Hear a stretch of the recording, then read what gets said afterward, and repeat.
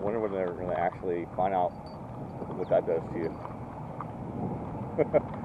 A nice little old car right there cruising by.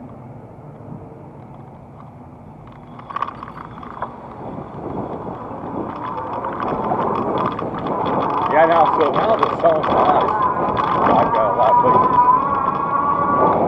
which is a big giant tank of this air, and they have a flavor, and then you inject inside of a balloon, kind of like a helium, and people are taking that like crazy. Mess up their own brain.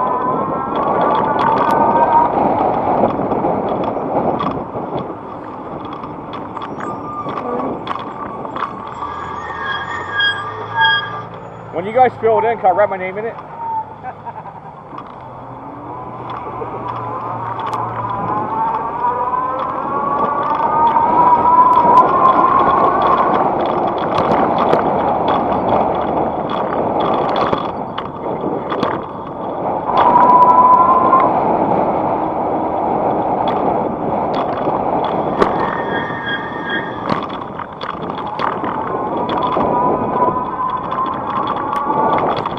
I just like doing that, man. Ask them like first questions when they're out here working on the streets.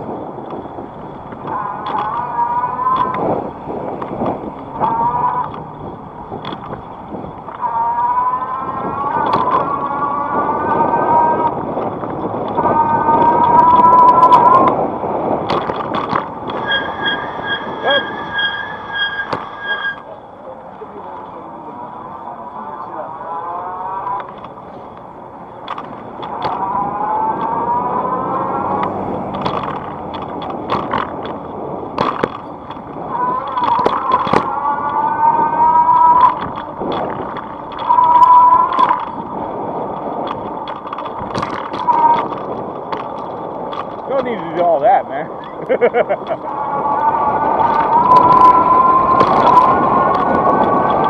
You're seriously gonna run the street, man.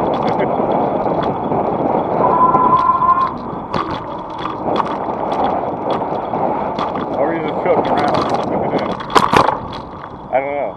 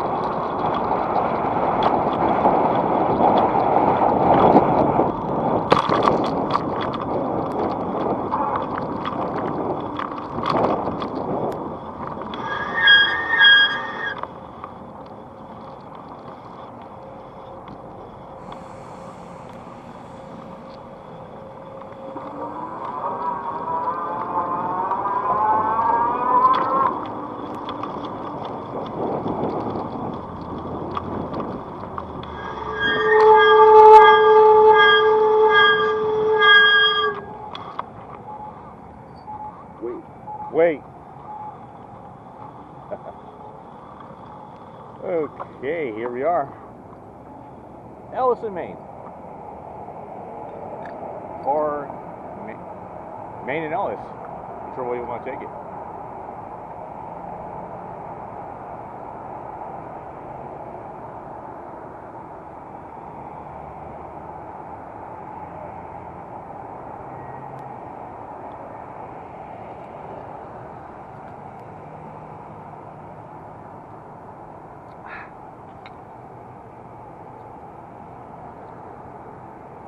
Got the good old coffee right there.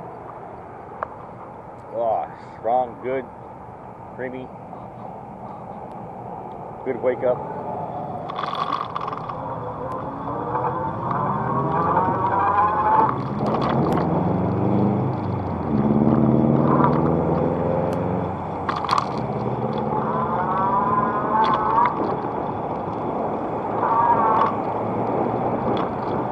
coming on through.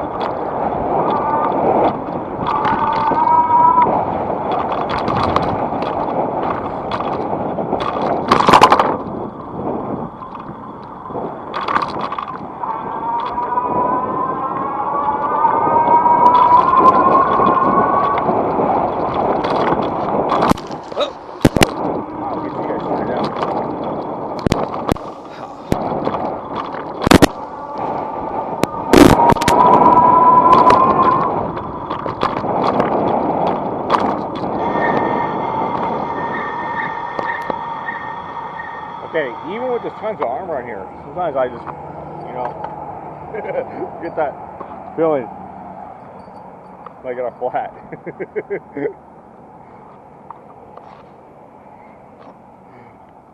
You know, a buddy of mine said that too, that I watch, and I never met the guy yet, but I watch him on YouTube a lot, and he's the one that really inspired me, really encouraged me, you know, to go ahead and start doing this e-bike adventures.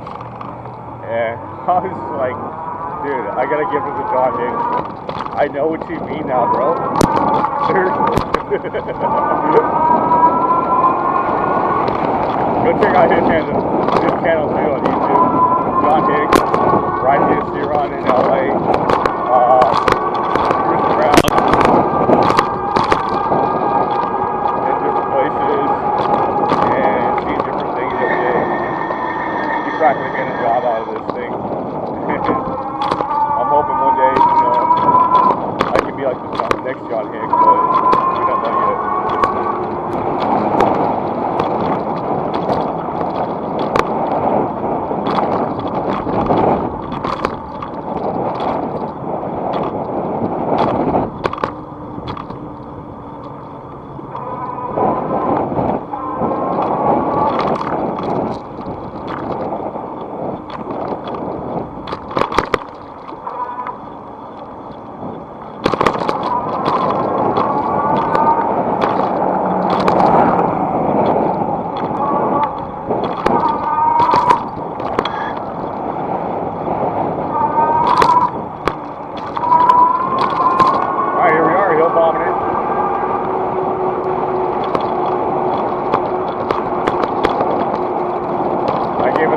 Tap, and let's see if we can make it out to the end.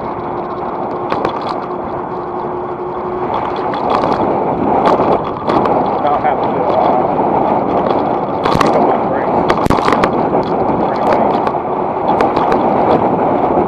Oh man. Dude. Okay. Never fails, bro. Cybertruck there, buddy. Maybe that's why it happened. You guys want to see how much today? Cybertruck. Yeah, it looks like he's driving right into it.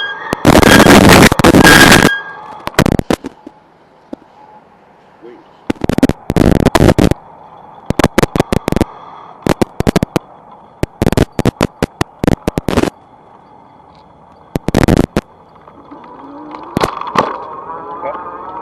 I ain't waiting too much longer.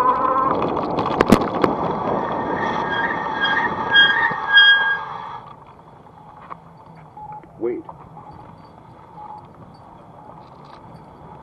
Okay.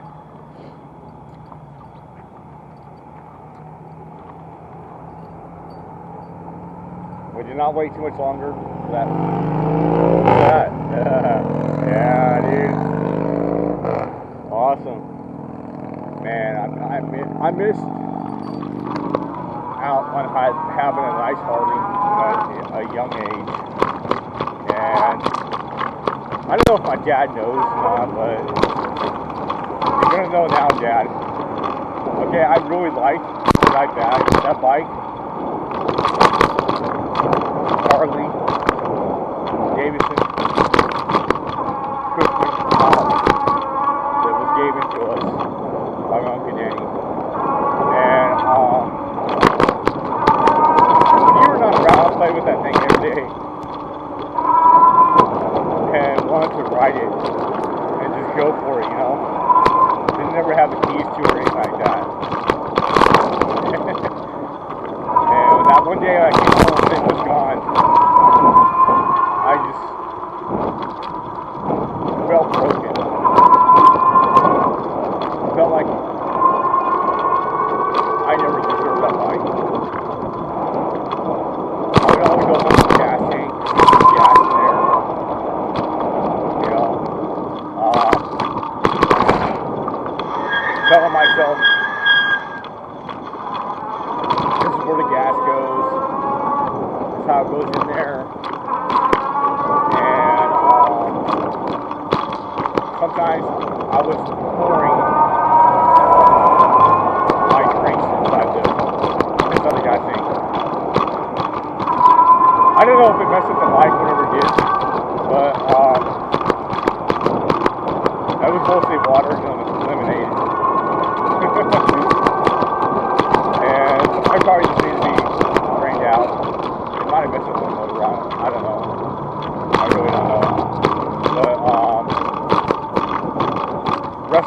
that Cushman right there, man. Where was that nowadays, you know? It's probably not dead. It's probably still alive. It probably just needed quite a few changes, and that's probably about it. But that bike I did like a lot, and it being gone that day when I came home, it totally broke my heart, man. So now you know, Dad. That Cushman totally broke my heart, dude. It's just gone. I could have drove it because I rode motorcycles off and on here and there. Could have got my license with it, but you know, that was back then. Maybe something else was just going through my mind, or God was just telling me something else. You know, hey, if you have this thing, you might have the danger, or you might not. Who knows?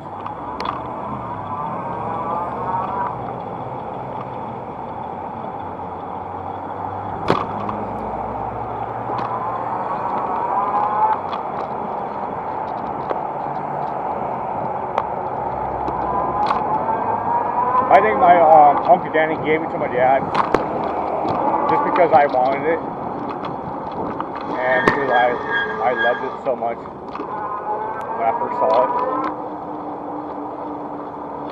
And my dad just wanted to keep me happy.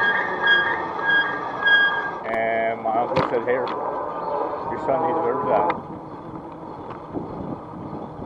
And you know, that's Uncle Danny for you, seriously. Anybody's listening to my channel and knows who Uncle Danny is, that's Uncle Danny for you, man. Seriously, give it to somebody. He didn't care. He'd get another one. he didn't care. He would have another one. Yo, you come on out.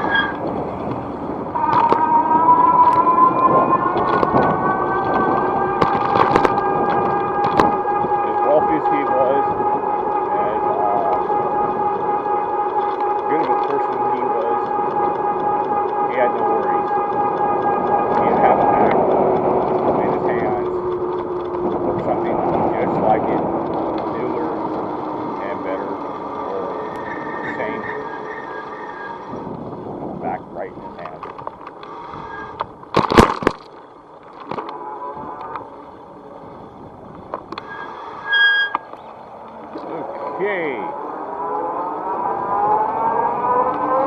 So here we are. We're going to come up on Adams, and I believe it is Magnolia right now. We're almost there. That area. I'm hoping this weekend I could take a ride and then hop on the game and just relax, you know.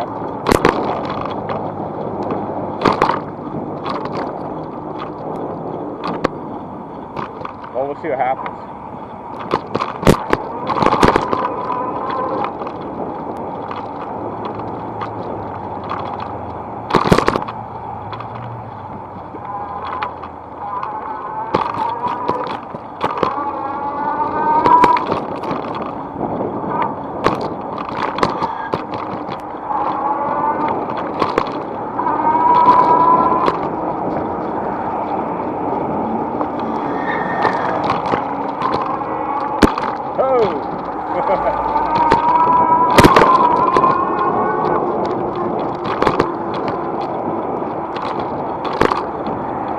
I really don't like to be outside the street at all, just next to me, because cars are able to go 45 miles an hour, and 45 miles an hour gets 300 pounds.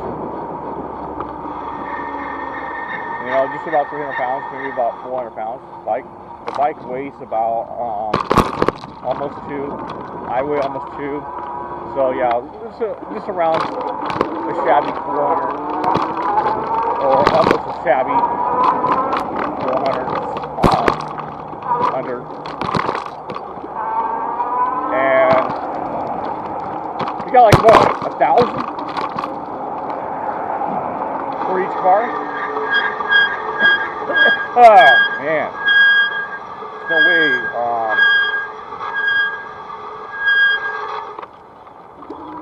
That these cars aren't weighing at least a good 1,000 pounds, or a few hundreds, fives, like that, you know. And here's the bad experience I have when I was a kid. Coming home to my aunt's, living with my aunt this time in my life. Very young age. I was like maybe, I don't know, 10, maybe younger. Aunt's and cousin's house. So I family that, not very many of them got accepted until being a real heathen, I could say.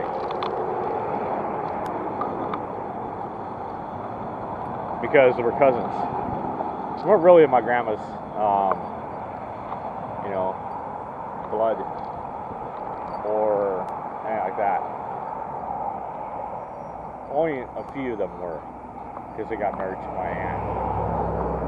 So here I am, at a young age, coming home from school, running across the street, bam! Got hit by a car. Not really bad, it's my leg. Actually my foot. Underneath the car. Tire. Crunch. Me dragging myself from there back to my aunt's place. Elevating my leg, my foot for days. Got taken into the hospital because I couldn't walk on it. It was not broken. Thank you, God. It was not broken at the time. It was just sprained. So bad. Because it got ran over. Strong. My feet. You know? I did not have a cast. I had like this brace. I had to walk in. Stayed out of school. Because I had to walk in a brace. And there's a lot of go to school with a brace. People like, you know, or they would pick on that kid because he had a brace on. It's like, remember kids were so used to that. Poor guy.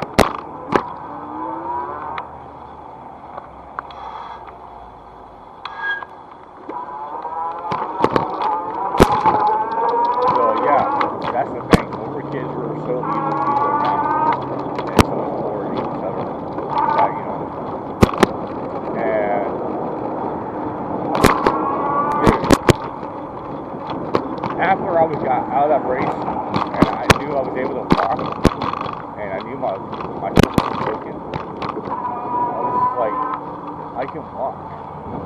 I can still do everything. Thanks to the guy up above. At a young age, man, seriously. I went to so many churches and so many different nationality churches and different religions that I didn't even know where to go.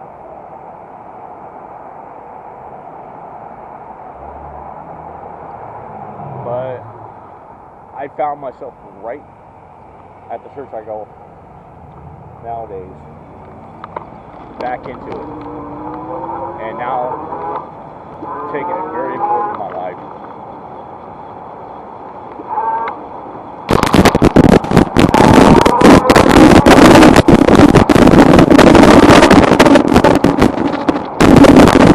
I know it's such a long story, my whole life, and I could probably be up on stage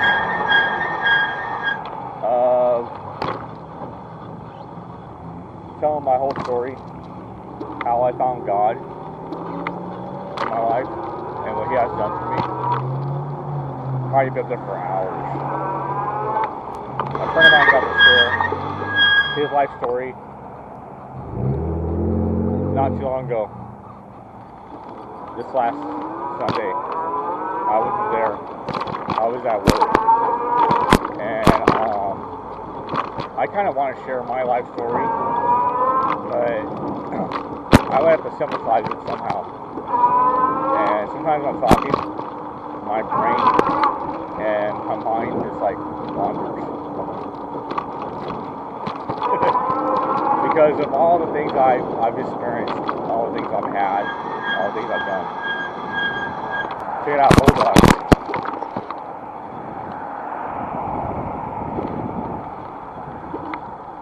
Okay, I gotta get over here. He's big.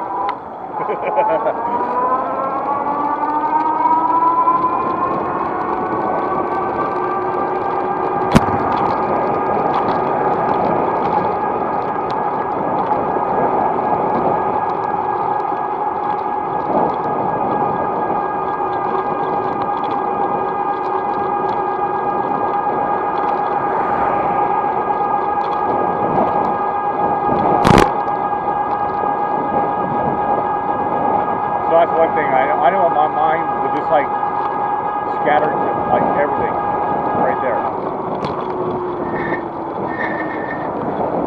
I would have to figure out what to say and say it quick and say it. I'm done, you know. Within about 3 minutes or less is about what I would have on the stage.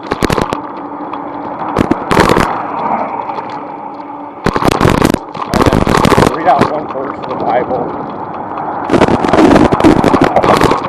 that always means prophecy.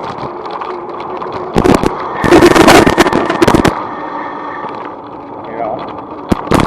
And that would be the experience of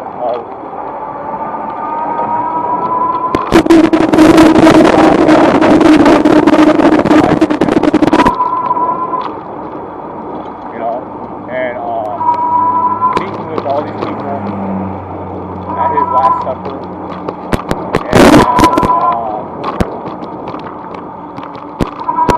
having the wine and everything passed out, and His bread, fish, and that, you know.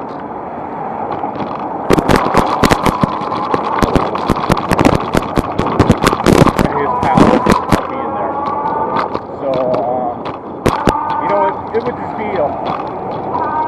or I wouldn't even know what purpose would be, you know, or what would be, or what to say. So I would have to give you guys an experience, you know.